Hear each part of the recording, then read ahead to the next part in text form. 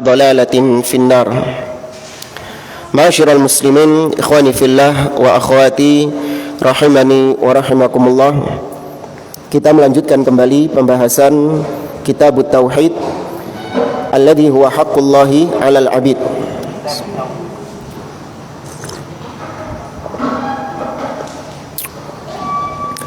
Pada pertemuan sebelumnya kita masih membahas tentang bab man haqqaqat tauhid, yaitu tentang barang siapa yang merealisasikan tauhid maka dakhalal jannata bighairi hisab, maka dia akan masuk surga tanpa hisab.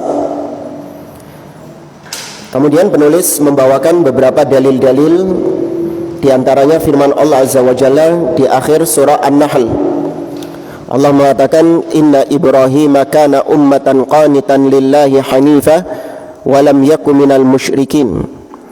Sesungguhnya Ibrahim adalah seorang imam, seorang panutan, qanitan, yang senantiasa taat kepada Allah, hanifan, yang lurus di atas tauhid, dan beliau bukanlah termasuk dari orang-orang yang berbuat kesyirikan. Ya, ini sudah berlalu pada pertemuan sebelumnya. Demikian juga ayat yang dinukil oleh beliau di surah Al-Mu'minun ayat yang ke-59. Allah mengatakan walladzina hum birabbihim la yusyrikun, bahwasanya orang-orang yang dipuji oleh Allah yaitu mereka yang tidak berbuat syirik kepada Rabb-nya. Baik, sekarang kita masuk dalil berikutnya dari hadis Nabi sallallahu alaihi wasallam. Qala al-muallif rahimahullah, penulis mengatakan wa an Husain ibni Abdurrahman qala, dari seorang tabi'in yang bernama Husain bin Abdurrahman, dia mengatakan kuntu inda Sa'idin ibni Jubairin faqala, aku pernah bersama Sa'id bin Jubair. Ya, Sa'id bin Jubair itu juga seorang tabi'in. Jadi dua orang ini, yaitu Husain bin Abdurrahman dan Sa'id bin Jubair, dua-duanya ini seorang tabi'in, ya, bukan sahabat. Kemudian kata Sa'id bin Jubair, ayyukum ra'al kaukab alladhi inqaddal bariha. Kata Sa'id bin Jubair, siapakah di antara kalian yang semalam melihat bintang yang jatuh? Ya, siapa di antara kalian yang tadi malam melihat bintang yang jatuh? Fakultu, maka kata Husain, ana, aku semalam melihat adanya bintang jatuh. Thumma qultu, kemudian lanjut lagi kata Husain, ama inni lam akun fi salatin, adapun aku semalam aku melihat bintang yang jatuh itu karena aku semalam tidak melakukan salat. Ya, pada waktu malam aku tidak melakukan salat. Walakinni ludirtu, aku semalam itu tidak tidur bukan karena aku salat, tapi karena aku tidak bisa tidur disebabkan aku tersengat. Ya, aku tersengat hewan. Qal fama sana'at, kata Sa'id ibn Jubair, lantas apa yang kau lakukan? Qultu irtaqaitu, aku meruqyah. Ya, kata beliau, aku meruqyah. Qal, kata Sa'id bin Jubair, fama hamalaka ala dhalik, kata Sa'id bin Jubair, apa yang menyebabkan engkau melakukan perbuatan tersebut, artinya meruqyah itu?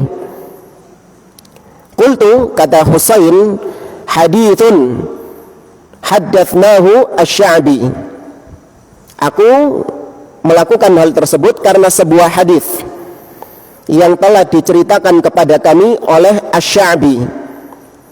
Qal wa ma haddatsakum, kata Sa'id bin Jubair, apa yang disebutkan oleh asy-Sya'bi kepada dirimu? Qultu, kata Husain, haddatsana an Buraidah ibn al-Husayb annahu qal, kata asy-Sya'bi, dia mendapatkan hadis ini dari Buraidah ibn al-Husayb bahwasanya dia mengatakan la ruqyata illa min ainin au humah, tidak ada ruqyah kecuali pada penyakit ain atau pada penyakit huma. Huma ini tadi tersengat. Kemudian kata Sa'id bin Jubair, qal qad ahsana man intaha ila ma sami'a, sungguh telah berbuat baik seseorang yang telah membawakan riwayat yang dia dengar. Ya, Sa'id bin Jubair memuji Husain karena dia melakukan sesuatu dengan riwayat yang dia dengar dengan sanadnya. Tapi ini hadisnya panjang, saya berhenti sampai di sini dulu sebelum kita lanjut ke lanjutan hadisnya. Kita baca penjelasan sedikit dari Syekh Muhammad bin Shalih Al-Utsaimin di dalam syarah kitab tauhid beliau, yaitu Al-Qaulul Mufid. Tadi Husain bin Abdurrahman, beliau melihat bintang jatuh karena semalam beliau, istilah kita melean, ya, melean begadang. Ya, biasanya ya para tabi'in, ya para salafus saleh, mereka itu kalau begadang pasti karena apa? Karena melakukan sholat. Itu sudah menjadi kebiasaan, sehingga bukan hal yang mengherankan kalau seorang tabi'in, seorang salaf, mereka itu begadang malam melakukan sholat, itu hal yang lumrah. Kenapa jadi hal yang luar biasa di zaman sekarang? Ada orang yang melean melakukan sholat malam di zaman sekarang kita ini, itu jadi hal yang istimewa, jadi hal yang luar biasa. Kenapa? Padahal di zaman dulu biasa. Hah? Iya, karena di zaman tersebut kebanyakan orang melakukan perkara itu, sehingga itu hal yang biasa. Tapi kalau di zaman sekarang itu menjadi perkara yang luar biasa disebabkan karena banyak orang yang meninggalkannya dan sedikit yang mengerjakannya. Ya, sebagaimana juga seorang itu hafid Quran, seorang hafal Quran, itu kalau di Indonesia jadi hal yang apa? Luar biasa itu sudah. Ada seorang yang hafal Quran itu sudah diangkat derajatnya jadi Syekhul Islam. Ya, sudah jadi ulama besar ini. Ya, padahal di Saudi sendiri itu anak-anak kecil hafal Al-Quran biasa orang-orang itu. Bukan perkara yang ajaib, wah ini mukjizat ini. Orang bisa hafal Quran biasa di sana.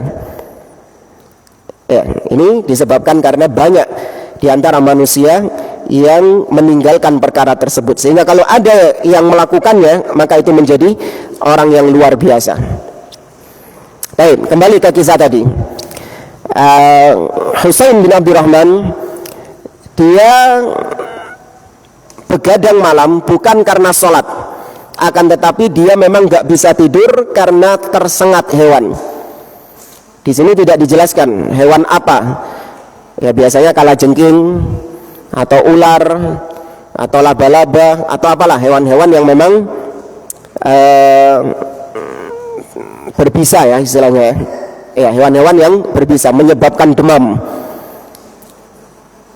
Kenapa Husain bin Abdurrahman perlu untuk menjelaskan kepada mereka, kepada Sa'id bin Jubair, kalau saya semalam itu nggak sholat? Padahal nggak ditanya sama Sa'id bin Jubair. Nggak ditanya sama Sa'id bin Jubair, loh, kau semalam melean kenapa? Enggak. Tapi dengan sendirinya Husain menjelaskan kepada Sa'id bin Jubair bahwa saya semalam melihat bintang yang jatuh bukan karena saya sedang sholat malam, tapi saya ketika itu memang nggak bisa tidur karena tersengat. Kenapa kok perlu menjelaskan ini?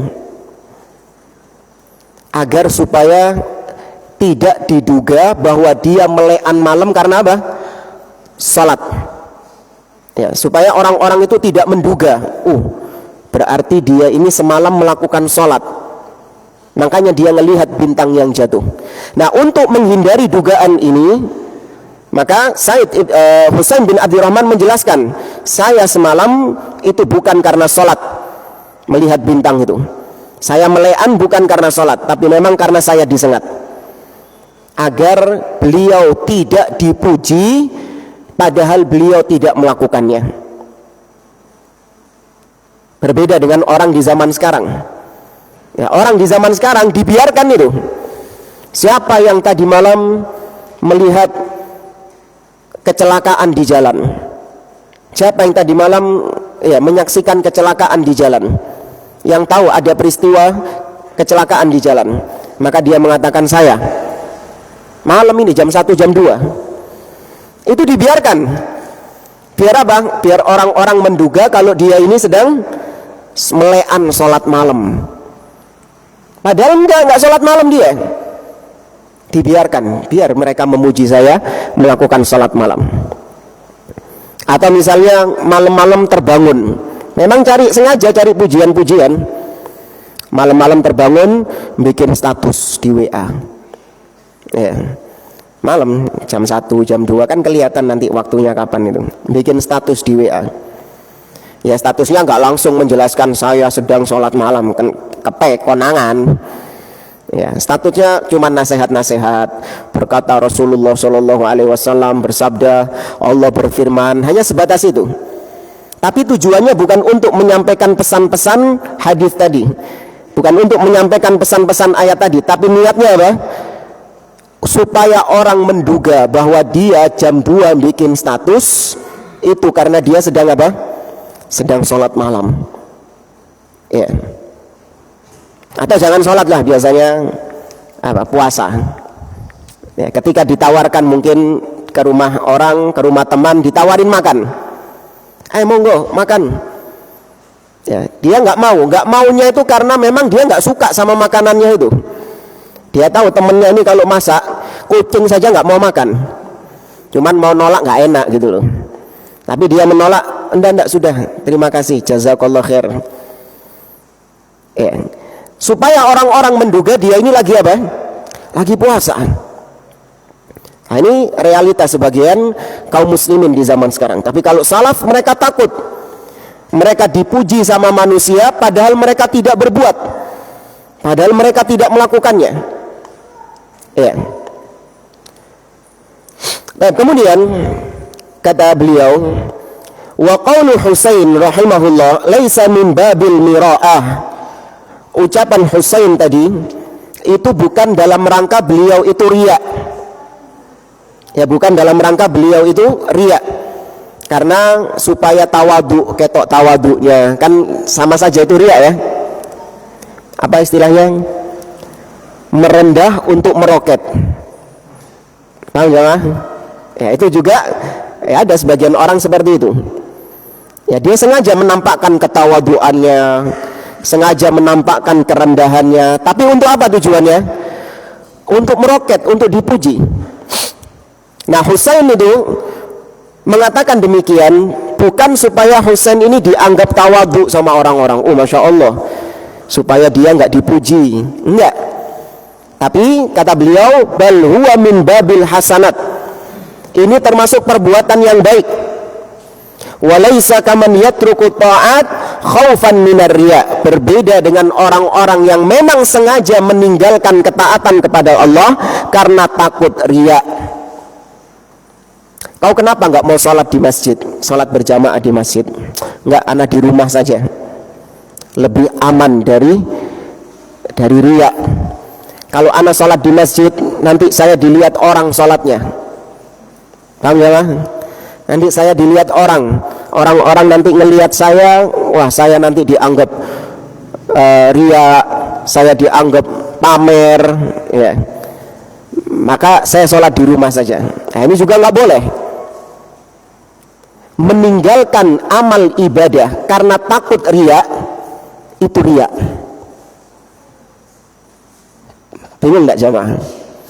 Meninggalkan suatu ibadah, dia nggak mau mengerjakan ibadah tersebut, alasannya takut riya. Maka ketika itu dia itu sudah riya, supaya orang tidak menganggapnya riya. Nah, itu kan riya juga kan? Bingung nggak jamaah? Nggak paham ya? Iya. Maka hati-hati. Ini kata beliau termasuk diantara tala'ub asyaitan, Ini termasuk di antara permainan-permainan syaitan. Ya, setan menghiasi supaya manusia meninggalkan ketaatan kepada Allah, tapi dibungkus untuk menjaga supaya kau itu tidak riak. Kau usah sholat di masjid, sholat di rumah saja. Daripada sholat di masjid nanti riak, mending sholat di rumah saja, aman dari riak. Nggak boleh. Tetap laksanakan perintah Allah subhanahu wa ta'ala. Kalau memang amalan-amalan tersebut nggak bisa disembunyikan, harus ditampakkan, maka tampakkan, tapi tetap menjaga diri dari apa? Dari riak. Tetap menjaga hati, jangan sampai riak, menjaga keikhlasan. Ya, tapi kalau ada amalan-amalan yang memang bisa disembunyikan, maka disembunyikan. Nah, ada amalan-amalan yang memang harus ditampakkan. Sholat berjamaah, ya, kemudian umroh, haji, iso gak ijenan? Tawaf di Ka'bah bisa sendirian nggak? Anak nggak mau tawaf. Kenapa? Takut riak. Lu nggak bisa. Maka nggak apa-apa ditampakkan, namun tetap menjaga, bukan menjaga prokes ya, tetap menjaga keikhlasan tadi. Baik. Kemudian kata Husain, ludihtu, aku tersengat. Ai la daghathu aqrab au ghairuha. Dia disengat oleh kalajengking atau yang selainnya. Wa dhahir annaha syadidah li'annahu lam yanam minha. Dhahir kalau dilihat dari ceritanya Husain ini, sengatannya itu sangat kuat sekali. Sampai-sampai menyebabkan dia kesakitan, sampai-sampai dia nggak tidur di malam tersebut. Ya, karena saking dahsyatnya sengatan tadi. Kemudian ketika ditanya sama Sa'id bin Jubair, apa yang kau lakukan ketika kau tersengat tadi? Maka kata Husain, irtaqaitu. Irtaqaitu artinya thalabur ruqyah. Aku minta untuk diruqyah. Nanti akan ada pembahasan lebih khusus tentang ruqyah ini. Ya, irtaqaitu artinya istarqait. Thalabur ruqyah. Ya, aku minta untuk diruqyah. Kata Sa'id, mas-sababu atau fama hamalaka ala dzalik? Apa sebabnya engkau minta diruqyah itu? Ya, apa penyebabnya engkau kok melakukan pengobatan dengan ruqyah tersebut? Nah, ini menunjukkan ya bahwa para salaf itu, mereka ketika ada suatu amalan-amalan nggak dibiarkan begitu saja. Pasti mereka tanya apa dalilnya. Karena namanya suatu perbuatan, apalagi disandarkan kepada agama, itu harus dibangun di atas apa? Dalil. Nah, itu kebiasaan berjalan di tengah para salafus saleh. Cuman belakangan ini ada yang kepanasan. Ya, pernah kita lihat di YouTube itu ada seorang kiai, katanya pendekar aswaja. Ya, dia mengatakan, jadi kiai, jadi ustadz di zaman sekarang ini repot. Jamaahnya sedikit-sedikit tanya dalil. Ya, bingung dia. Ya, kenapa kok nggak suka dia sedikit-sedikit tanya dalil? Kenapa? Ya, itu kemungkinan yang pertama, amalan-amalan yang selama ini diajarkan kepada jamaahnya itu tanpa ada landasan dalilnya. Atau yang kedua, kalaupun ada dalilnya, dia nggak hafal dan dia nggak paham sisi pendalilan dari amalan tersebut. Adapun ad-da'wah as-salafiyah itu senantiasa menekankan pada dalil. Ya, senantiasa disebutkan amalan ini berdasarkan ayat ini, berdasarkan dalil ini, dan praktek dari para sahabat atau dari para salafus saleh.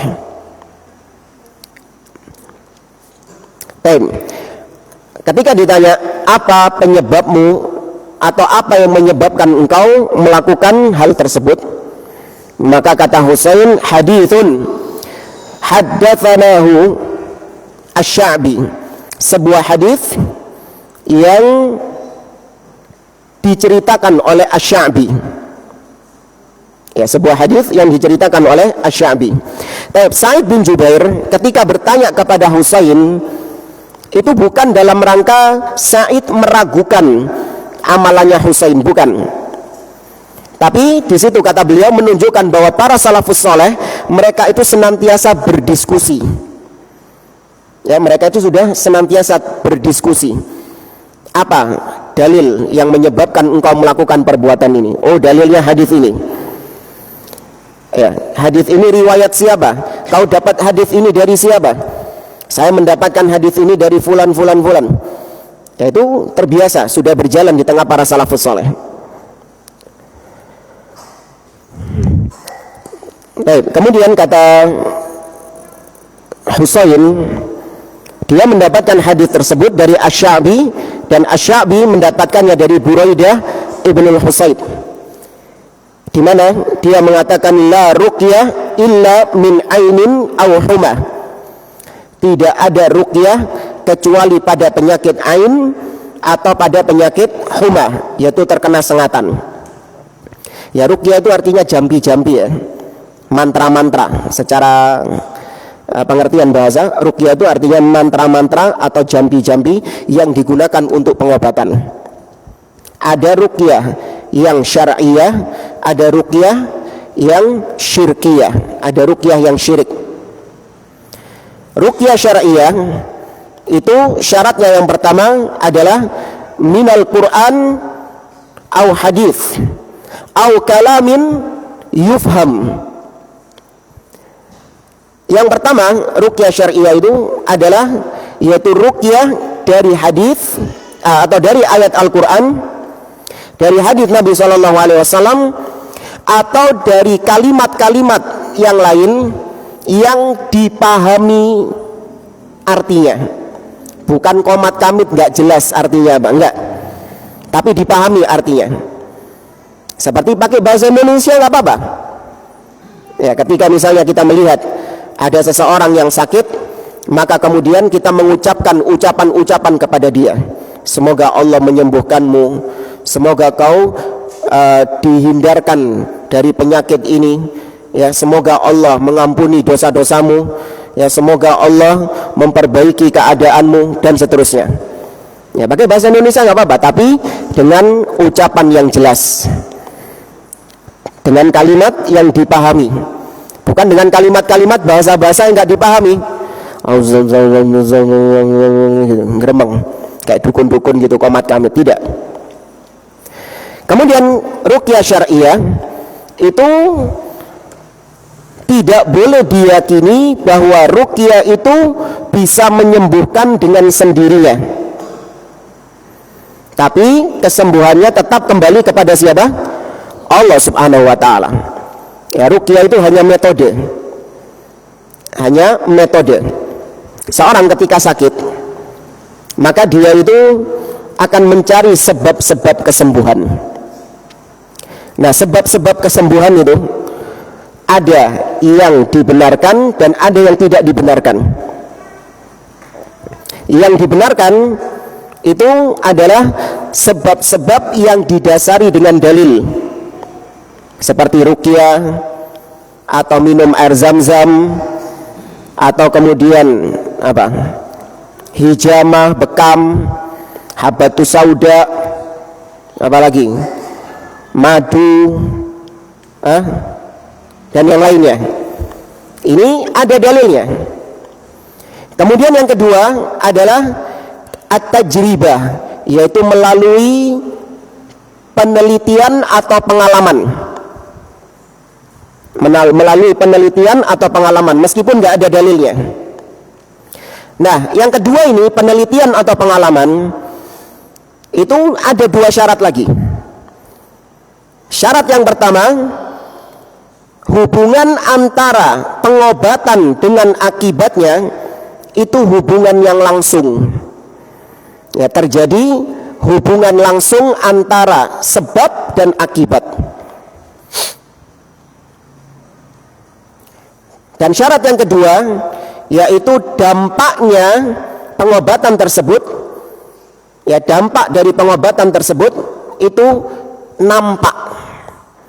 Ya, dampaknya itu nampak, ketokan. Baik. Maka kalau selain ini, selain dua pengobatan ini, maka masuknya ruqyah atau masuknya pengobatan yang syirik. Ya, masuknya pengobatan yang syirik. Seperti misalnya seorang melakukan pengobatan dengan jimat-jimat misalnya. Ya, melakukan pengobatan dengan jimat-jimat. Maka jimat ini tidak ada hubungan sebab akibat. Ya, gelang misalnya, dengan gelang ini maka dia akan sembuh dari penyakit demam misalnya. Baik, apakah ada korelasi antara gelang dengan kesembuhan? Ada hukum sebab akibat yang nyambung di situ? Tidak ada.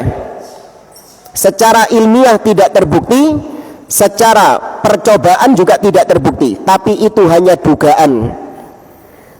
Diduga gelang ini bisa menyembuhkan, ya, tapi ternyata tidak ada kaitan hukum sebab akibat. Nanti tentang hal ini insya Allah ada pembahasan lebih khusus berkaitan dengan bagaimana ahlus sunnah mengimani sebab dan akibat. Itu perlu satu pertemuan khusus. Kalau bisa nanti kita pinjam papan tulis untuk memudahkan kerangka berpikir kita, sehingga nanti bisa diketahui mana cara-cara yang syirik dan mana cara-cara yang tidak syirik. Karena banyak orang-orang yang bingung pengobatan alternatif itu syirik atau tidak, boleh atau tidak. Ya, maka nggak bisa kita menggeneralisir semuanya pengobatan alternatif itu syirik. Ada yang syirik, ada yang syar'i. Baik. Kita lanjutkan lagi hadis ini. La ruqyah illa min ain. Tidak ada ruqyah kecuali dari penyakit ain. Ya, penyakit ain ya, itu adalah suatu penyakit yang disebabkan oleh pandangan mata yang hasad. Ya, suatu penyakit yang disebabkan oleh pandangan mata yang hasad.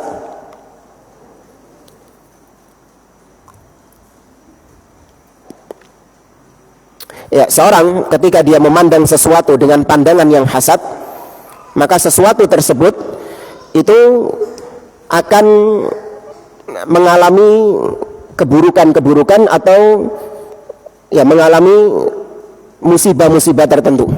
Tentu dengan izin Allah Subhanahu wa taala. Maka apabila kita memandang sesuatu yang menakjubkan, Nabi SAW menganjurkan kepada kita untuk ya mengatakan Masya Allah, atau mendoakan sesuatu yang kita kagumi itu, semoga Allah memberkahimu atau semoga Allah memberkahinya, barakallahu lahu, barakallahu laka, dan yang semisal dengannya, didoakan. Ya, kalau kita memandang sesuatu dengan pandangan yang buruk, maka usahakan mendoakan hal tersebut. Dan bagi yang dipandang, maka hendaklah senantiasa menjaga dari pandangan mata yang hasad. Dengan cara apa? Dia senantiasa memproteksi dirinya dengan zikir. Dia minta perlindungan kepada Allah Subhanahu wa taala. Zikir pagi petang, ya, atau qiraatul Quran dan yang lainnya, dia menghiasi dirinya dengan berzikir kepada Allah Subhanahu wa taala untuk melindungi diri dari pandangan-pandangan mata yang hasad. Dan yang kedua, cara memproteksi dari pandangan mata yang hasad yaitu dengan tidak mengeksposnya. Ya, dengan tidak mengeksposnya. Seperti apa? Di medsos. Ya, perempuan-perempuan yang menampakkan kecantikannya, fotonya dipajang di medsos. Dia nggak tahu di medsos ini banyak syaitan. Ya, di medsos itu semua orang kumpul di medsos itu. Maka dari mana dia bisa memfilter? Oh, ini orang pandangan matanya bagus. Ya, tidak akan memudaratkan saya. Dari mana dia bisa memfilter seperti itu? Nggak bisa. Maka cara yang teraman yaitu seorang wanita muslimah tidak majang fotonya di medsos. Meskipun sudah berniqab, sudah bercadar, ya tetap tidak diperbolehkan dia untuk pajang-pajang foto di medsos.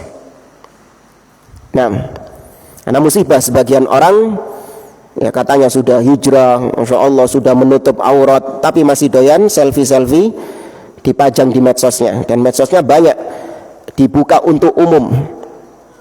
Nah ini hal yang tidak layak.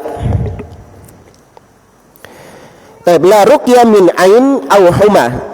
Tidak ada ruqyah kecuali dari penyakit ain atau penyakit humah. Yaitu humah tadi sebabkan karena tersengat hewan buas, hewan berbisa. Kita lanjutkan hadis ya. Kata Sa'id bin Jubair, lakin haddatsana Ibnu Abbasin 'anin Nabi sallallahu alaihi wasallam. Akan tetapi kata Sa'id bin Jubair telah menceritakan kepada kami Abdullah bin Abbas radhiyallahu anhuma dari Nabi sallallahu alaihi wasallam bahwasanya Nabi bersabda, uridat alayyal umam, telah ditampakkan kepadaku umat-umat. Ya, di sini Nabi Shallallahu Alaihi Wasallam memperlihatkan peristiwa yang akan terjadi di hari kiamat kelak melalui mimpinya Nabi Shallallahu Alaihi Wasallam. Jadi Nabi itu terkadang diperlihatkan apa yang akan terjadi di akhirat kelak, diperlihatkan oleh Allah gambarannya di mimpi beliau, dan mimpi beliau itu hak. Mimpi beliau itu adalah wahyu. Beda sama mimpi kita. Kalau mimpi kita ini kebanyakan apa? Ya kebanyakan memori-memori kita, atau itu justru permainan-permainan syaitan. Tapi kalau mimpi Nabi SAW itu wahyu.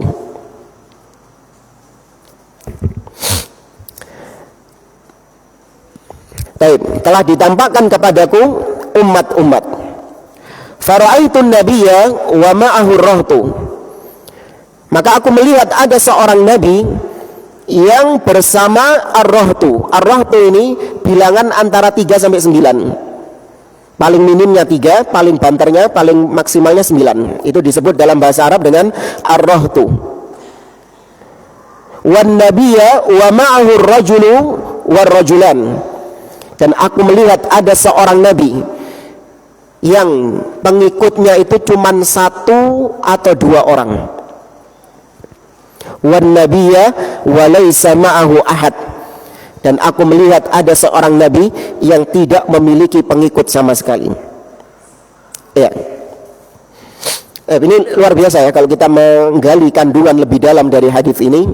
Di sini menunjukkan bahwa kesuksesan dalam berdakwah itu tidak dilihat dari jumlah followers, tidak dilihat dari banyaknya pengikut.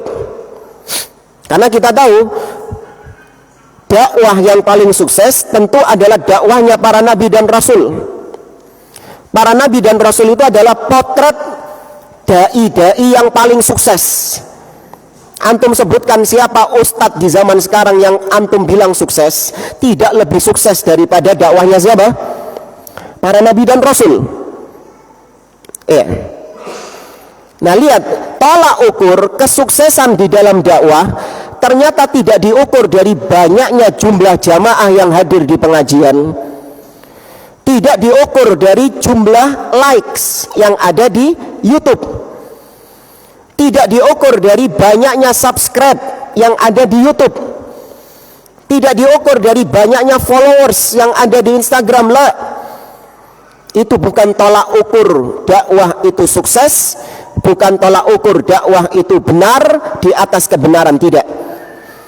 Tapi tolak ukur dakwah itu sukses, tolak ukur dakwahnya itu di atas kebenaran manakala dia berdakwah itu sesuai dengan wahyu Allah Subhanahu wa taala.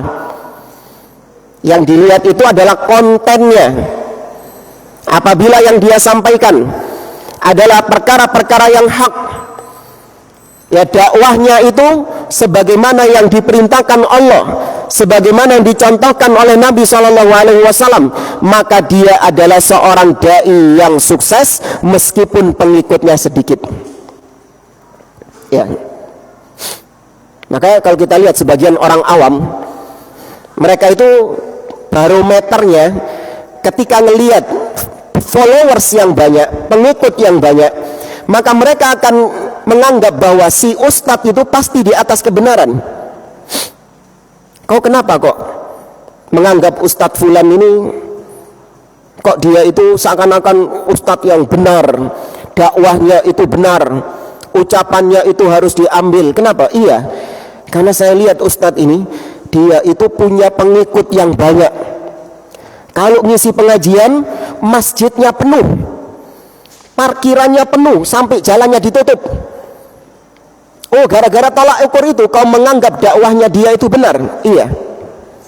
Padahal justru para salaf menganggap bahwa seorang yang punya pengikut yang banyak itu adalah isyarat. Ingat ya, isyarat, nggak boleh dipastikan. Itu adalah tanda ada ketidakberesan dalam dakwahnya. Sebagaimana kata Al-Laits ibn Sa'ad, seorang ulama salaf, beliau mengatakan anna kathratal atba', bahwasanya pengikut atau followers yang banyak dari seseorang itu isyaratun ila adami sihhati da'watihi. Itu adalah tanda patut dicurigai kalau dakwahnya dia itu enggak benar, dakwahnya dia itu enggak beres. Apa contohnya dakwah enggak beres? Yaitu dia dakwahnya, metodenya itu enggak sesuai sebagaimana metode Nabi SAW. Dia hanya menyampaikan hal-hal yang disukai sama manusia, tidak mau mengingkari kesyirikan, tidak mau mengingkari kebid'ahan, padahal itu dakwahnya Nabi SAW. Nabi mengingkari kesyirikan, Nabi mengingkari kebid'ahan, namun dia nggak mau. Kenapa? Karena kalau saya mengingkari kesyirikan, saya mengingkari kebid'ahan, banyak orang-orang nanti yang nggak suka sama saya. Kalau orang-orang yang nggak suka sama saya, maka jamaah saya mereteli. Iya, jamaah saya mereteli, nanti saya dianggap kolot, saya dianggap keras, saya dianggap wahabi, nggak toleran. Akhirnya jumlah follower saya merosot, banyak yang unsubscribe, meninggalkan YouTube saya. Nanti ceramah-ceramah saya banyak yang apa? Dislike. Kalau merosot, yang endorse nanti kurang. Paham ya? Itu ustadz zaman now seperti itu kebanyakan. Yang dipikirkan sama dia adalah bagaimana mencari keuntungan lewat dakwah tersebut. Tidak mau mengisi konten dakwahnya dengan kontennya Nabi SAW. Yang disampaikan yang lembut-lembut saja. Masalah akhlak, masalah rumah tangga. Lu syirik kapan disampaikan? Umat Islam ini butuh untuk diterangkan bagaimana kesyirikan kepada Allah. Mereka banyak yang jatuh dalam kesyirikan tanpa mereka sadari. Maka umat butuh untuk dijelaskan tentang tauhid dan dijelaskan tentang syirik. Oh iya, itu nanti saja itu. Ya, yang penting itu bagaimana mereka itu supaya senang dulu sama saya. Nanti kalau mereka senang sama saya, baru tak masuki tauhid sedikit-sedikit. Baru nanti tak jelasin syirik sedikit-sedikit. Ada nggak metodenya kayak gitu? Ya. Nabi nggak ada seperti itu jamaah. Nabi ketika mendapatkan wahyu dari Allah, fasda bima tu'mar wa arid anil jahilin. Wahai Muhammad, terangkan secara gamblang apa yang kau diperintahkan untuk menyampaikannya. Maka ketika itu Nabi langsung menyampaikan tentang kesyirikan, mengajak orang-orang kafir Quraisy untuk beribadah hanya kepada Allah Subhanahu wa taala dan meninggalkan berhala-berhala mereka. Apa hasilnya? Diapain Nabi SAW? Ditentang, dibully, dicaci maki, bahkan sampai diusir beliau. Nah, sebagian dai nggak siap kayak gitu itu, nggak siap dibully, nggak siap dicaci maki, nggak siap dikasih komentar-komentar miring. Bukan komentar miring karena memang dia miring, enggak. Tapi komentar-komentar miring karena dia meniru gaya dakwahnya Nabi SAW. Itu sunnatullah memang. Maka sekali lagi, tolak ukur kebenaran itu bukan diukur dari banyaknya followers, tapi tolak ukur kebenaran adalah yaitu ketika dia dakwahnya sesuai dengan dalil, sesuai dengan metode dakwahnya Nabi SAW. Diantaranya menitik beratkan pada apa? Tauhid. Ya, menitik beratkan kepada at-tauhid. Baik. Dan ini juga menjadi barometer atau menjadi jurang pemisah antara dakwah salafiyah dengan dakwahnya ahli bidah. Kalau dakwah salafiyah itu hanya melakukan proses. Dakwah salafiyah itu melakukan proses yang sesuai dengan tuntunan syar'i. Syariat memerintahkan dakwah harus tauhid titik beratnya, mengingkari kesyirikan, menyampaikan yang hak itu hak, yang batil itu batil, maka sudah lakukan saja prosesnya. Soal hasilnya nanti diterima atau tidak, itu urusan siapa? Allah Subhanahu wa ta'ala. Kita nggak nyari masa. Paham ya? Dakwah salafiyah itu tidak mencari apa? Tidak mencari masa, tidak ake-akean bolo. Karena mereka memandang bahwa suksesnya dakwah bukan dari banyaknya masa yang hadir, tidak. Berbeda dengan ahli bidah. Kalau ahli bidah yang dicari itu apa? Masa. Yang dicari adalah banyaknya followers. Sehingga mereka nggak mau melakukan proses yang syar'i. Kenapa? Karena menurut mereka proses yang syar'i ini itu hasilnya sedikit. Ya, maka kita harus bermanuver, cari metode-metode dakwah yang lain. Berdakwah lewat musik, ya kan? Pakai musik. Kenapa? Karena kalau pakai musik ini, masya Allah banyak nanti orang-orang yang hadir pengajian, banyak yang ikut dakwah kita. Kalaupun memang seandainya sukses ya benar, gara-gara musiknya itu ada orang yang tobat dari maksiat. Ada orang yang kembali kepada Islam, dulunya murtad atau dulunya kafir, dia menjadi muslim gara-gara dengarkan musik religi. Kalaupun memang seperti itu, dan bisa nggak? Bisa nggak? Bisa. Kalaupun memang seperti itu, apakah berarti menjadi halal berdakwah lewat musik? Tetap haram jemaah. Namanya hidayah itu bisa masuk kepada seseorang lewat jalur apapun, baik jalur yang benar ataupun jalur yang haram. Namanya hidayah itu bebas, tapi tidak menjadikan sarana hidayahnya itu kemudian menjadi boleh, menjadi halal, tidak.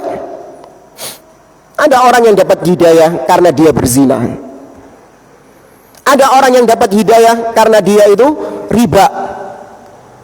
Ada orang yang dapat hidayah karena dia minum khamr. Bisa. Orang dapat hidayah dari pintu mana saja. Allah bisa memberikan hidayah dari pintu mana saja. Tapi tidak menjadikan sarananya itu menjadi apa?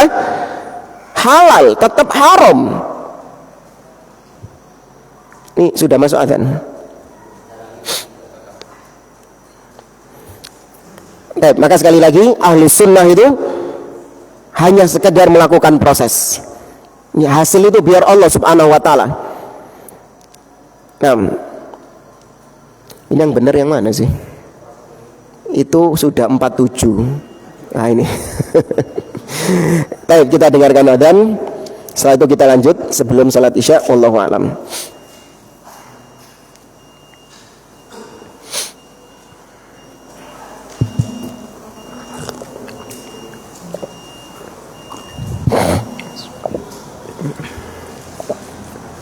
Allahu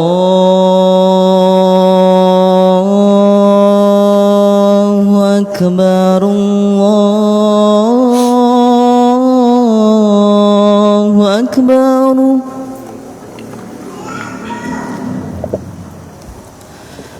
Allahu Akbar, Allahu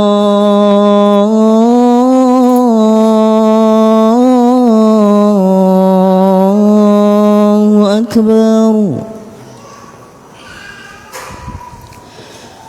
Asyhadu an la ilaha illallah.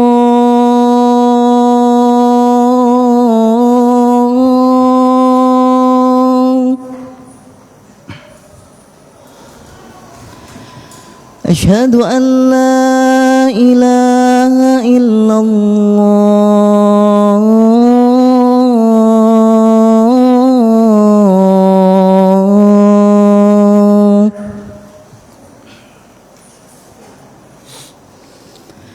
أشهد أن محمدا رسول الله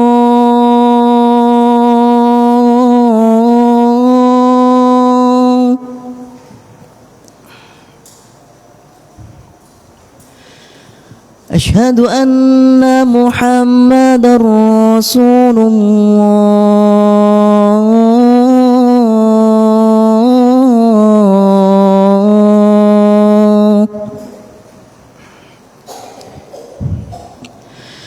حي على الصلاة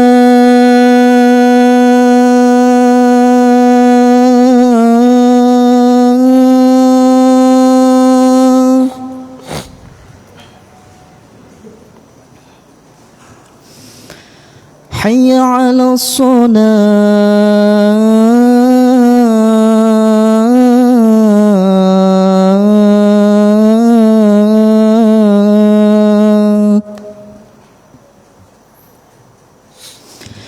حي على الفلاح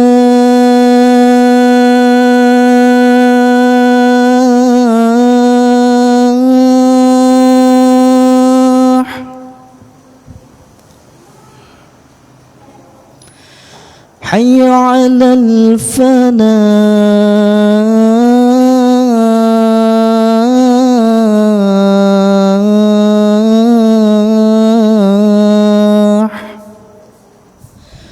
الله أكبر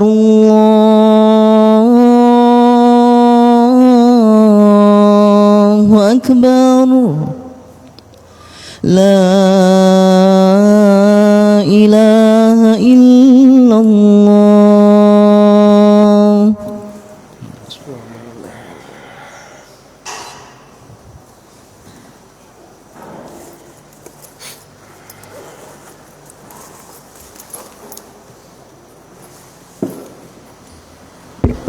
Terus, kita lanjutkan kembali. Kalau Anda melihat dari hadis Nabi SAW tadi, beliau melihat ada seorang Nabi yang pengikutnya antara 3 sampai 9 orang. Ada seorang Nabi yang pengikutnya 2 atau 3 orang, atau 2 atau 1 orang, 1 atau 2 orang. Dan ada seorang Nabi yang tidak memiliki pengikut sama sekali. Di situ Nabi SAW tidak menyebutkan Nabi siapa di situ. Ya, tidak disebutkan nabinya Nabi siapa namanya, hanya disebutkan seorang Nabi. Karena kelak di padang mahsyar semua manusia akan dikumpulkan bersama nabinya masing-masing. Tapi ternyata ada pengikut-pengikut Nabi itu yang jumlahnya sedikit. Bahkan kalau Anda melihat Nabi Nuh alaihi salam, berapa tahun Nabi Nuh berdakwah? 950 tahun. Allah mengatakan, "Walaqad arsalna Nuhan ila qaumihi falabitha fihim alfa sanatin illa khamsina 'ama fa akhadhahumut tufanu wa hum dhalimun." Sungguh kami telah mengutus Nuh kepada kaumnya. Maka Nabi Nuh berdakwah kepada kaumnya 1000 tahun kurang 50. Berarti 950 tahun. Tapi ternyata Allah sebutkan di dalam surat Hud, wa ma amana ma'ahu illa qalil. Dan tidaklah yang beriman bersama Nabi Nuh kecuali hanya sedikit saja. Kita mungkin mikir ya, 950 tahun cuma dapat pengikut seperti itu, ngapain aja gitu kan. Orang zaman sekarang paling akan berkata demikian. Kok nggak canggih dakwahnya, nggak bisa cari metode lain gitu dah supaya pengikutnya banyak. 950 tahun itu bukan waktu yang singkat, yang lama. Apakah ada yang berani mengatakan Nabi Nuh ini adalah potret Nabi yang gagal karena diutus sama Allah untuk menyampaikan tauhid, tapi ternyata yang menjadi pengikutnya cuma segelintir orang? Nabi Nuh dimarahi nggak sama Allah? Gara-gara pengikutnya sedikit? Tidak. Tapi seorang Nabi baru mendapatkan mendapatkan dosa apabila metode dakwahnya itu melenceng dari apa yang Allah perintahkan. Dan nggak ada nabi seperti itu. Yang ada ustadz melenceng dari apa yang diperintahkan, menyembunyikan yang hak, tidak menyampaikan yang hak, atau melakukan talbis supaya jamaahnya itu senang.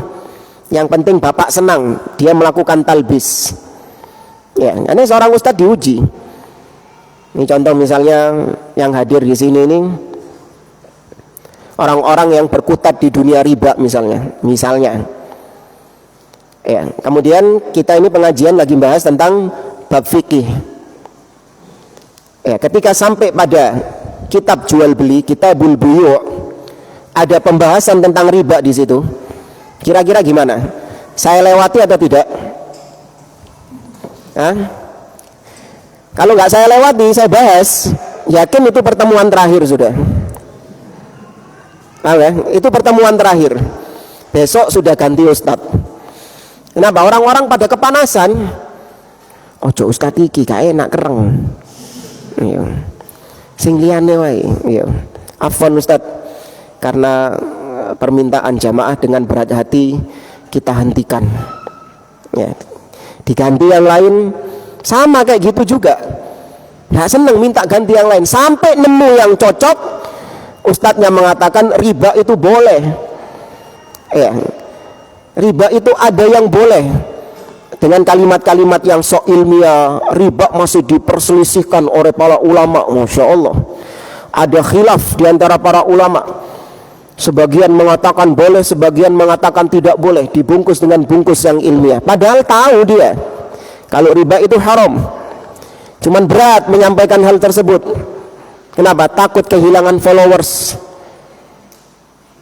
Itu fenomena yang terjadi. Tapi kalau Nabi nggak ada seperti itu. Nabi, Allah menyampaikan A, disampaikan A sama Nabi, tanpa ditambah-tambahi, tanpa dikurang-kurangi, dan tidak dikorupsi, tidak disortir. Nggak ada Nabi itu mensortir wahyu yang Allah sampaikan, itu nggak ada. Ini misalnya beliau dapat 5 wahyu tentang syirik, tentang riba, tentang zina, tentang khomer, dapat 5 wahyu misalnya. Terus disortir, ini yang tak sampaikan, ini masalah puasa dulu saja, atau ini masalah khomer saja, yang syirik nanti dulu, umatku belum siap. Enggak ada Nabi mensortir seperti itu, enggak ada. Nabi sudah menyampaikan tentang hal tersebut di awal-awal dakwah beliau dengan resiko yang beliau alami itu. Jamaah rahimani wa rahimakumullah. Ada kisah lanjutannya dari sabda Nabi SAW ini, dan juga kisah dari ini tengah-tengah hadis ini tengah-tengah hadis yang diceritakan oleh Sa'id bin Jubair tadi, untuk menguatkan statementnya dia berkaitan dengan ruqyah. Karena nanti di akhir hadis itu Nabi SAW menyebutkan 70.000 orang yang masuk surga tanpa hisab. Apa cirinya? Mereka itu la yastarqun, mereka tidak minta diruqyah. Nah, itu sisi pendalilannya. Tapi sebelum menyebutkan itu, Nabi menceritakan dulu tentang mimpinya itu. Kita masih di awal menceritakan mimpi Nabi SAW, belum pada poin pembahasan intinya. Jamaah rahimani wa rahimakumullah, sampai sini barangkali ada yang mau ditanyakan, tafadhol.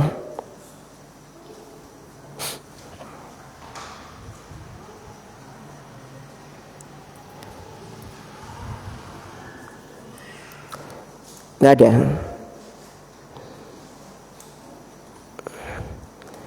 Tapi ini kalau lanjut bulan depan pas lali sampean. Ya, tafadhol. Waalaikumsalam. Kenapa? Ya.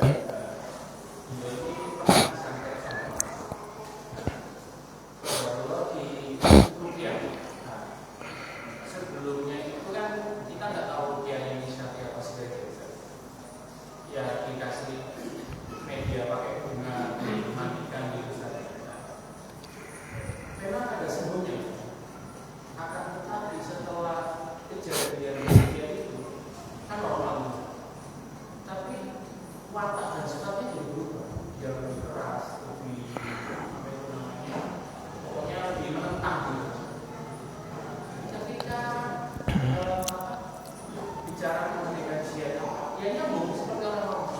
Dan sekarang itu seperti orang normal. Hanya saja karakter dan orangnya berbeda. Mohon maaf, apa masih ada sisa-sisa santet yang ada di tubuhnya dan harus diruqyah secara syar'i lagi atau seperti apa? Terima kasih. Nah, ada beberapa hal yang ingin kita sampaikan berkaitan dengan pertanyaan tadi, yaitu seorang yang disihir dengan nama santet, kalau bahasa kita santet atau pelet, intinya yang bisa memberikan pengaruh, ya bisa memberikan pengaruh kepada seseorang. Itu hak, kita mengimani hal tersebut ada dan itu nyata, tidak sebagaimana yang viral belakangan ini. Ya, ada orang yang mengatakan bahwa santet itu atau sihir itu tidak ada katanya. Sihir itu hanya jenisnya itu jenis takhyili. Para ulama membagi sihir menjadi dua. Ada sihir hakiki, ada sihir yang takhyili. Sihir hakiki itu memang benar-benar sihir. Ya memang benar-benar sihir, memberikan pengaruh kepada orang yang tersihir tadi. Secara hakiki memang memberikan pengaruh.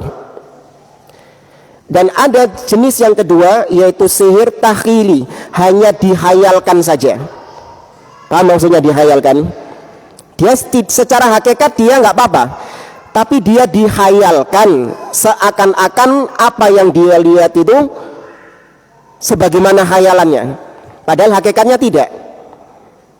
Contoh misalnya sihir yang dihayalkan itu sebagaimana sihirnya penyihir-penyihirnya Firaun.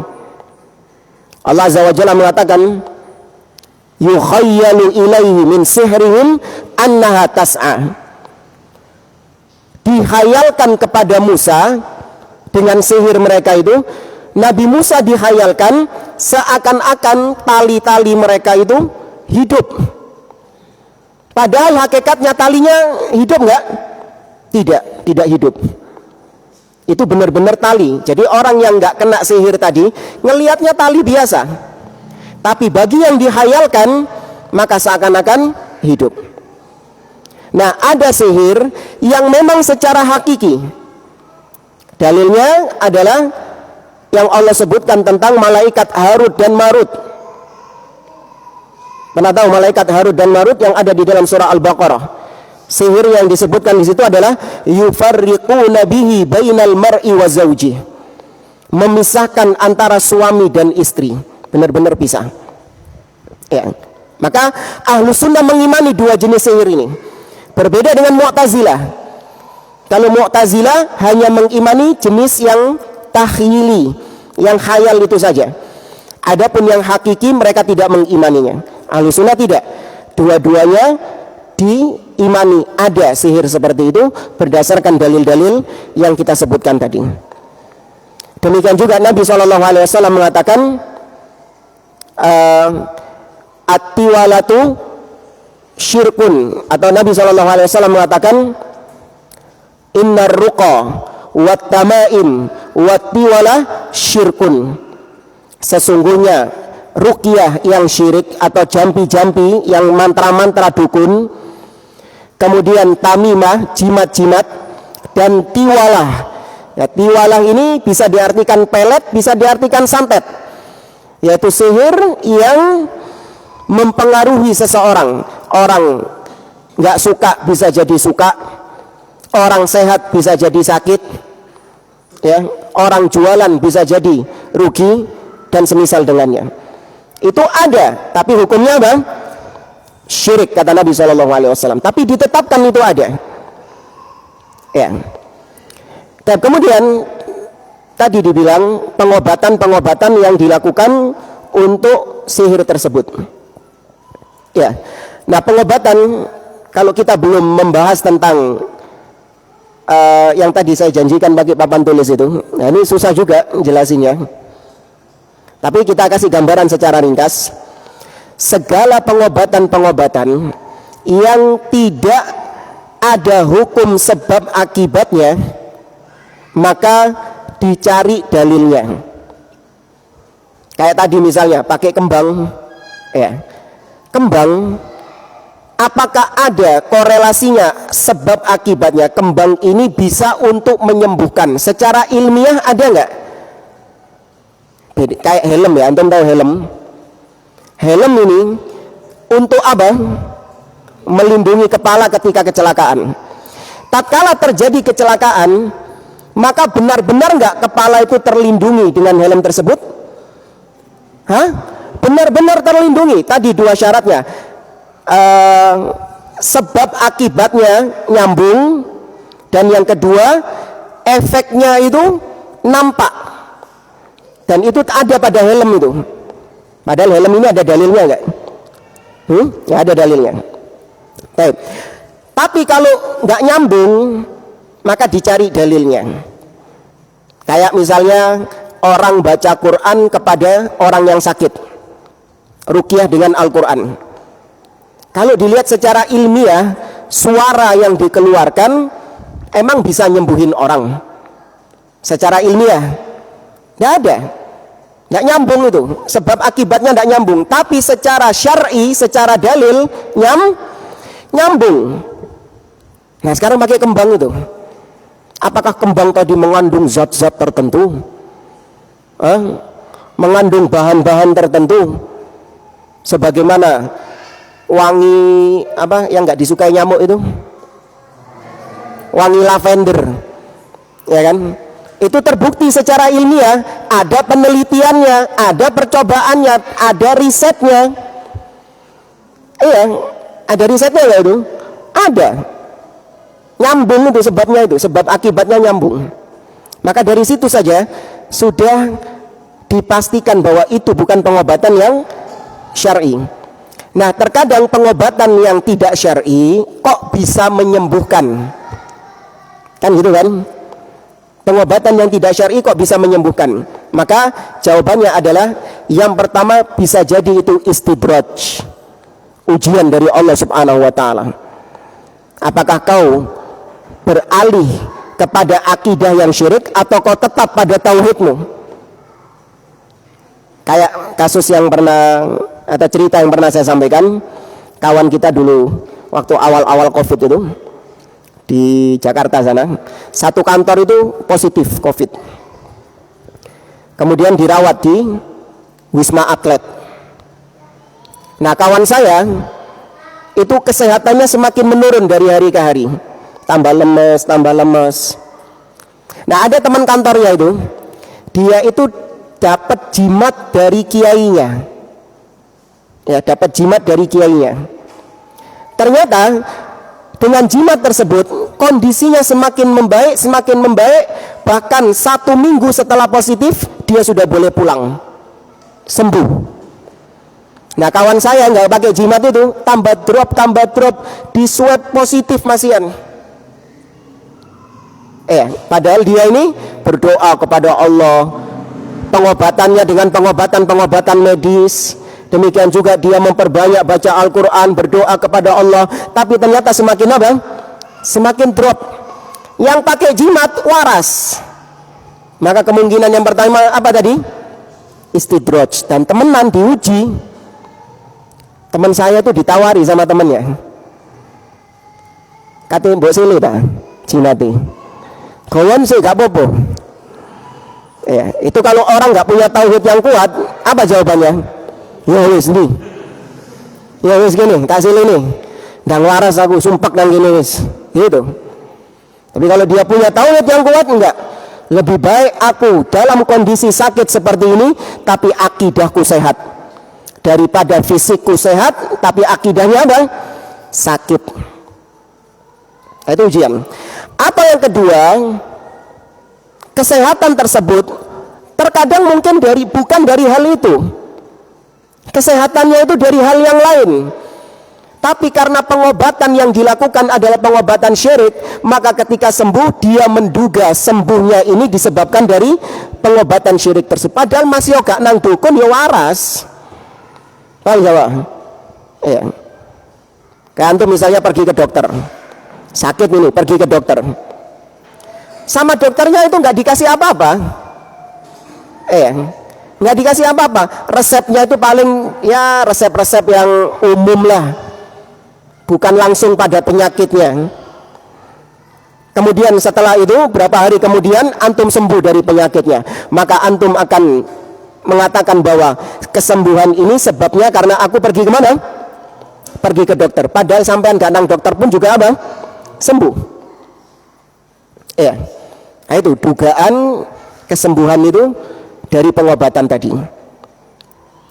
Kemudian kemungkinan juga ketika pengobatan demikian, apalagi tadi sudah bisa kita pastikan itu bukan pengobatan yang syar'i, maka dikhawatirkan ada ta'awun dengan jin.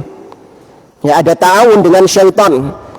Karena dukun-dukun seperti itu ketika mereka buka praktek itu ada MOU dengan syaitan.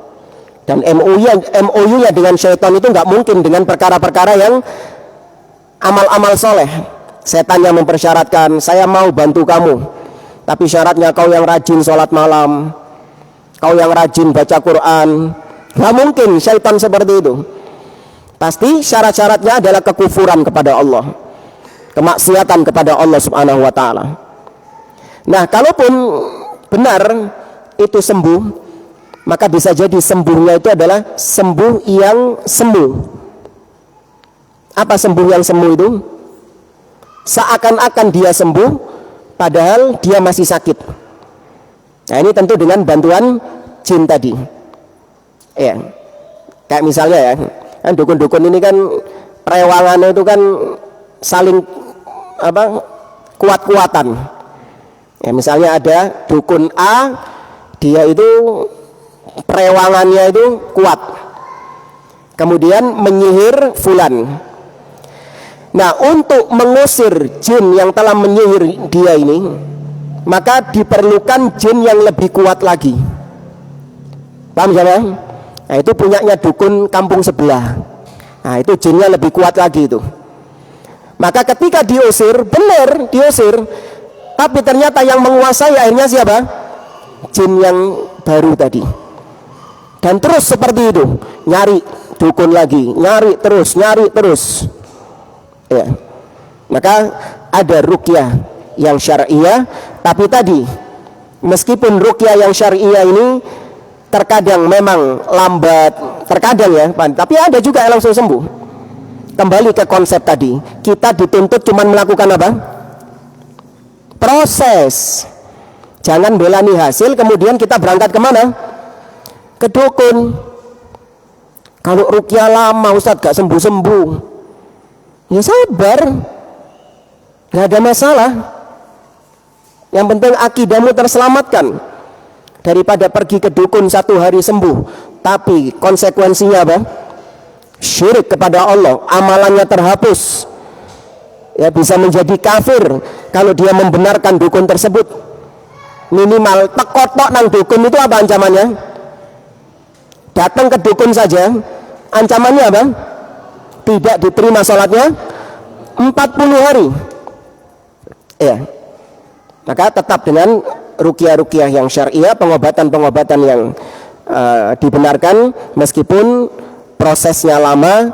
Namun lamanya proses itu kan membuat amalan kita semakin banyak. Kita semakin berharap kepada Allah, kita semakin berdoa kepada Allah. Coba kalau langsung dikasih kesembuhan, kira-kira dia masih berdoa enggak?